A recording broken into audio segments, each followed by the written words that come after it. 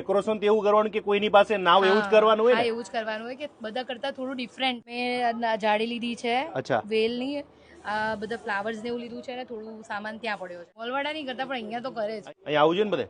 હા, આવું જોઈએ. જ્યાં બધાના ત્યાં છે ને લિમિટેશનમાં બધી વસ્તુઓ મળતી હોય છે, અહીંયા તમને જે જોઈએ ને એ બધું મળે. ભાઈ અમદાવાદનું સૌથી મોટું માર્કેટ હોય તો છે 3 દરવાજા. 3 દરવાજામાં ભાઈ બધાના લોકોને બજેટમાં અને વેરાયટી અને ભાવ પણ કરી આલે છે, એટલે આ માર્કેટ બહુ ફેમસ છે. તો ભાઈ તમારા ત્યાં આગળ કેટલા રૂપિયાથી ચાલુ કરવાના છે એ કહી દો. 50-100 રૂપિયાથી ડેકોરેશનની વસ્તુ ચાલુ થઈ જાય આપણા. બરાબર. બીજી જગ્યાએ ભાવ થાય કે ના થાય, પણ આપણે આ જગ્યાએ આવીને તમારે ભાવતાલે કરવાના. અને ખરેખર અહીંયા ડેકોરેશનની વાત કરું તો બધું ઘણી બધી વસ્તુ, એક બે નહીં કેટલી વેરાયટી હશે આપણી પાસે? 1000 થી 1500 વેરાયટી હશે આપણી જોડે. 1500 થી પણ વધારે વેરાયટી ગણપતિના ડેકોરેશન માટે. અત્યારે માર્કેટમાં નવું શું આવ્યું છે એ મને કહો. બધા હેંગિંગ છે, હેન્ડીક્રાફ્ટ આઇટમ છે, બેકડ્રોપ છે, અને આ બેકડ્રોપ ફોલ્ડિંગ પણ આવશે. બધા જે મોટા હશે ને ફોલ્ડિંગ પણ આવશે.